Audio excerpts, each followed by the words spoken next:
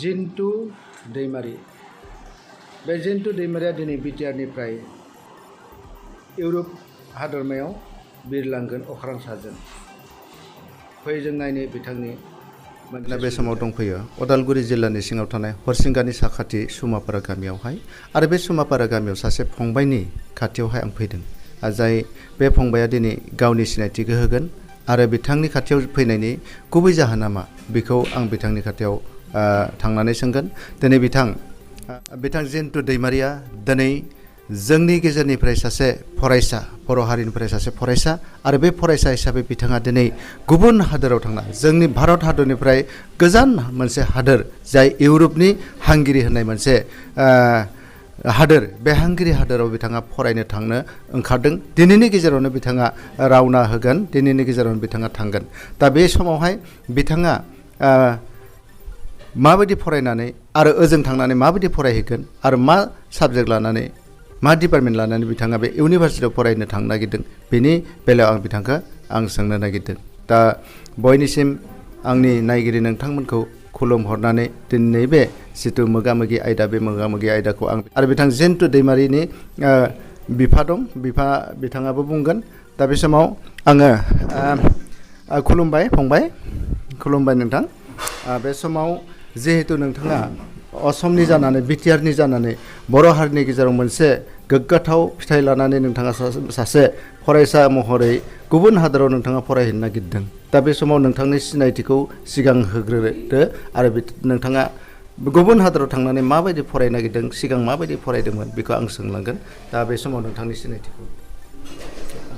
आंनि मुङा जिन्तु दैमारि आं सुमापारा गामिनि हरसिंगा ओनसोलाव दङ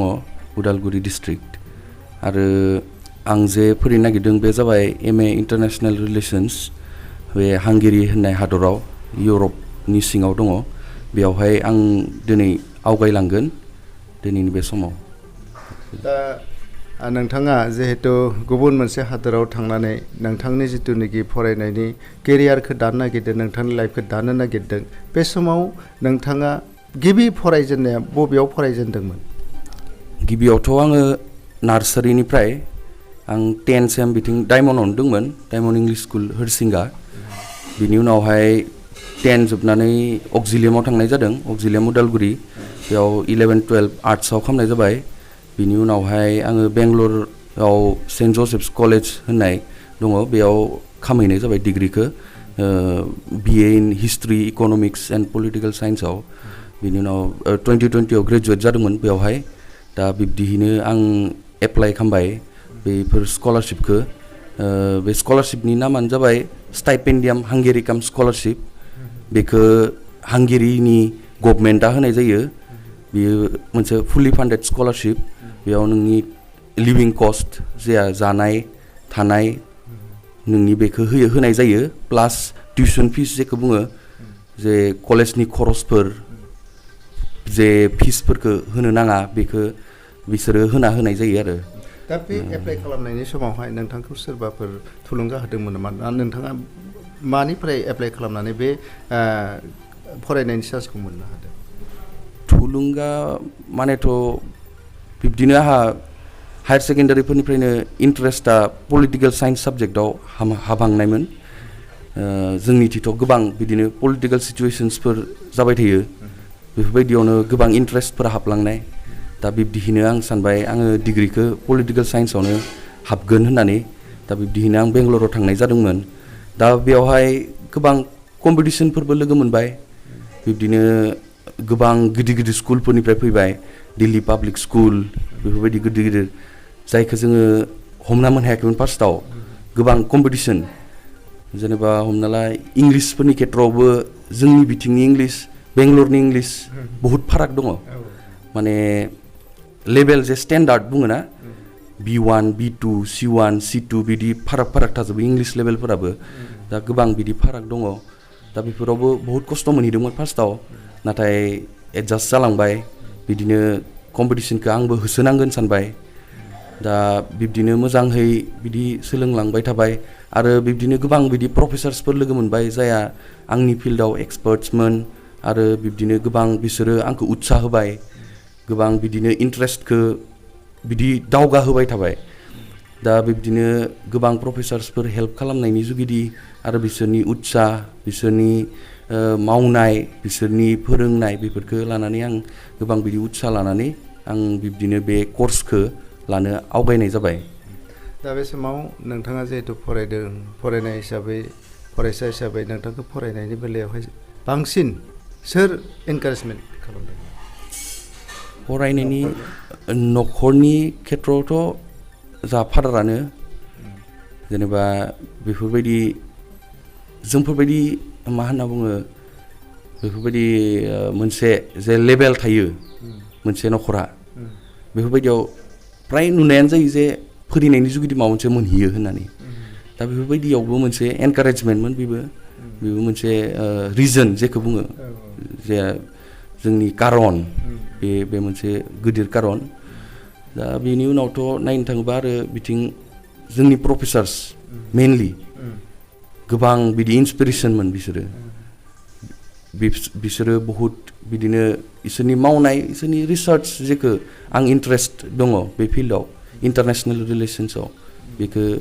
बिसोरनिफ्रायनो गोबां बिदि मोननाय जादों दा मेट्रिक आनजादाव जेब्लानाखि नोङो उथ्रिसार जादों बे समावहाय मा थाखोआव उथ्रिदोंमोन मा डिभिजन मोननानै उथ्रिदोंमोन आंनिया मेट्रिकआव फार्स्टआनोमोन 75% आरो हायार सेकेन्डारियावहाय 73 ग्रेजुवेसनाव 81% दा खोनाबाय बिथां दैमारिनिफ्राय बिथाङा दिनै जिहेतु गुबुन हादोर फारसे थांनायनि मोनसे लामाखौ लादों दिनैनि गेजेरावनो बिथाङा माबायदि फरायदोंमोन बेखौ बिथाङा जोंनि सिगाङाव बुंबाय नायगिरि नोंथांमोननि सिगाङाव बुंबाय दा बे समावहाय आं बिथांनियाव आरो थांनानै सोंबावनो नागिरदों जे जिहेतु नोंथाङा दिनै बे थांखिखौ लाबाय गुबुन हादोराव फरायनानै सासे मोनसे केरियार दानायनि फरायनायनि बेलायावहाय गावखौ दानायनि मोनसे जिहेतु लामा लाबाय बे समाव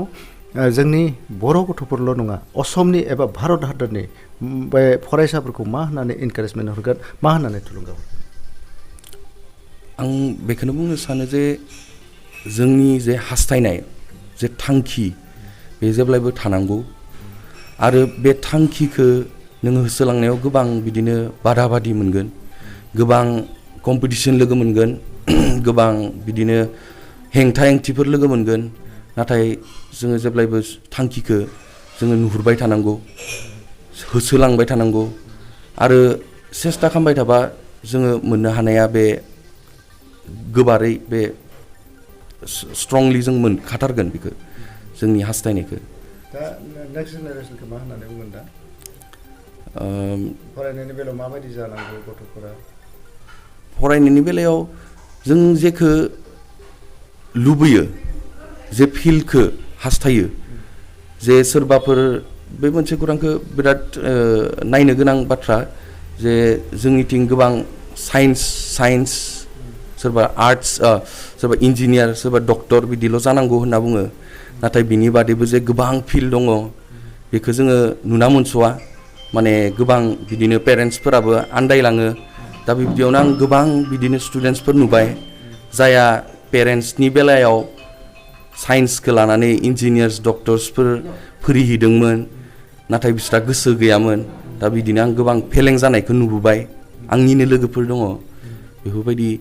ओंखायनो बेखौनो बुंनो सानो जे गावगायनि जे हास्थायनाय गावगायनि गोसो जे फिल्डआव बेखौ जोङो फोरमायनांगौ बिमा बिफानिसिमबो मोजाङै बुजिज्लायनानै जोङो डिसिसनखौ लानांगौ दा बिब्दिहैसो जोङो गावगायनि फिल्डफोरखौ जोङो इन्ट्रेस्ट मथेहै लानानै जोङो आवगायलांनांगौ दा जिहेतु नोंथाङा गुबुन हादराव बेसेबा गोजान गुबुन हादराव फरायहैनानै नोंथाङा बेयाव साक्सेस जाना फैथों इसोरा नोंथांखौ बेखिनिखौ लामाखौ हरथों नोंसोरनि साक्सेसआ इसोरा नोंथांजों थाफागोन बेखौ जोंनिफ्रायबो हास्थायनाय थाबाय दा बे समाव जेब्लानाखि नोंथाङा फरायनानै फैगोन साक्सेस जानानै फैगोन बे समाव नोंथांनि थांखिया मा जागोन बिब्दिथ' आंनि जे थांखि बे जाहैबाय आंनि जे फिल्ड MA इन्टारनेसनेल रिलेसन्स जे कर्स आरो फिल्डआ जाहैबाय इन्टारनेसनेल रिलेसन्स आंहा बेयाव रिसार्च खालामनायनि मोनसे थांखि दङ इन्टारनेशनेल रिलेसन्सनि आन्दाराव थायो फरेन पलिसिसफोर जेनेका जोंनि मिनिस्ट्रि अफ एक्सटार्नेल एफेयार्स गासै रासियादों माबायदि जोङो हमन्द थानांगौ चाइनादों बोरै थानांगौ बेफोरनो मोनसे फरेन पलिसि बेनि आन्दारावनो गोग्लैयो आरो दङ सिकिउरिटि स्टाडिज जे भारत हादरनि सिकिउरिटिया बोरै गोख्रोङै थागोन बोरैहै जोङो गुबुन देशफोरजों मिलायलायनानै बा नांलायालासिनो थानो बेफोर सिकिउरिटि स्टाडिजफोरखौ फोरोंनाय जायो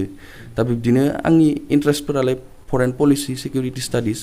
दा इन्डियायाव गोबां थिंक टेंक्सफोर दङ अबजार्भार रिसार्च फाउन्डेसन जायानो इन्डियानि टप थिंक टेंक आंनि फिल्डआव बेयाव गोबां गिदिर गिदिर बिदि रिसार्चार्सफोर थायो आरो दङ सेन्टार फर पलिसि रिसार्च बेयाव प्रताप भानु मेहता जाया जोंनिनो गिदिर रिसार्चार इन्डियानि मानिजाथाव गोबां बिदि फेमास रिसार्चार बेफोरो मावो बेयाव दा बेफोरनो आंनि थांखिया जाबाय बेफोराव हाबनाय आरो बेनि बादैबो आंहा आरोबाव सेकेन्डारि इन्टारेस्ट दंबावो आं जे इउनाइटेड नेशन्स जेया संसारनि सरकार ओरैनो इनफर्मेलि बुंनो हायो जेनेबा संसारनि सरकारथ' नंला ओरैनो इनफर्मेलि आरो जेराव डिसकासन जायो वर्ल्ड लेभेल दा आंनि फिल्डआ बे फिल्डजों एकदम डाइरेक्टलि रिलेटेड दा आंहा मोनसे थांखि दङ बे फिल्डआव मावहैनायनि थाखाय दा बेबायदिनो इन्टारनेसनेल जिथु नोंथाङा कर्स लानो थांदों बेवहाय जोंनि बिटिआरनिफ्राय बहुत खम हयथ' नोंथाङानो बर'नि गेजेराव बे गिबि खेब जानो हागौ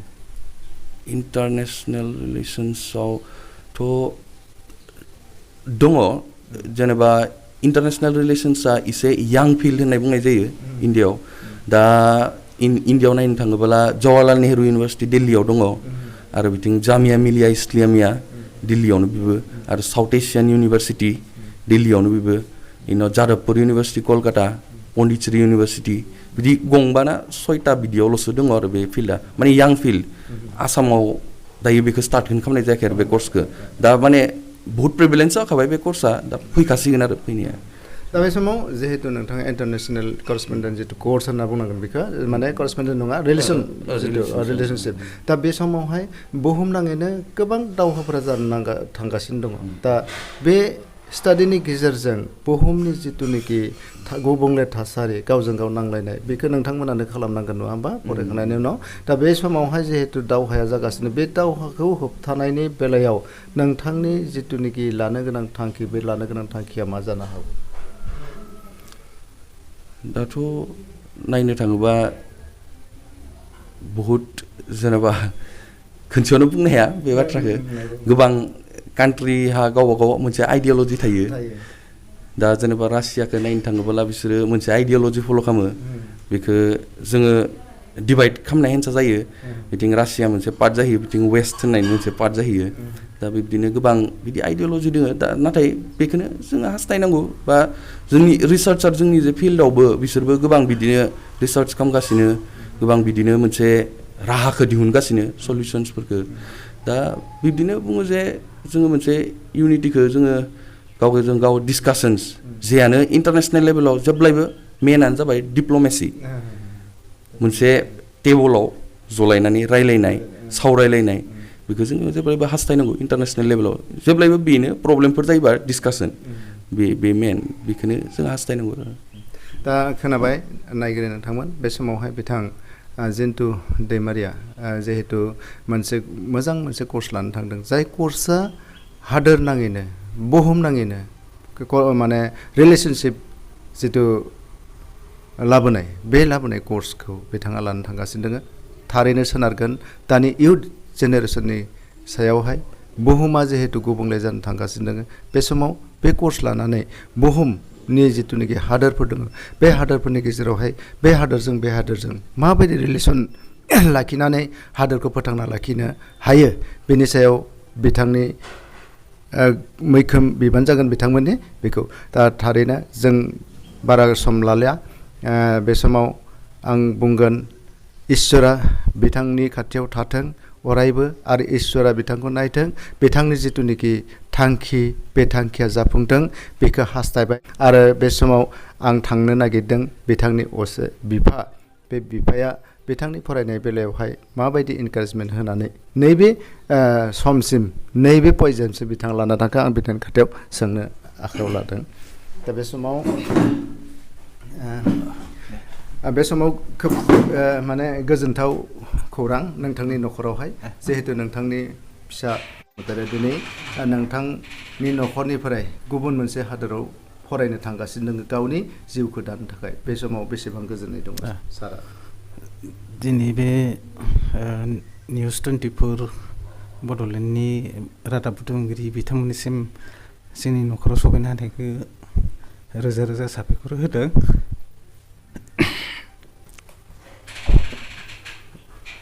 जोङो जिहेथु फिसाज्लाखौ बे गुबुन हादोराव थांनायखौ जोङो अनेक फारसेथिंनिफ्राय मदद होबाय आरो फाउन्डेसन जितु हाइ स्कुल लेभेलनिफ्रायनो जोङो बिमा बिफानि इनकारेज होनाया दोङो आरो बिदिनो रिजाल्टखौ जाबोबाय थाबाय। जोङो हायार सेकेन्डारि लेभेलहालागै बिथांखौ फरायनायखौ जोङो डिउटि होबाय थायोमोन। दसेबा बिमाया 10टासिम आरो आं 12टासिम बेबायदि फरायनायखौ मदद होनाय बिदिनो रिजाल्टखौ मोजां खालामबोबाय थाबाय आरो डिग्रि लेभेलहालागै बियो मोजाङैनो खालामबाय आरो बिदिनो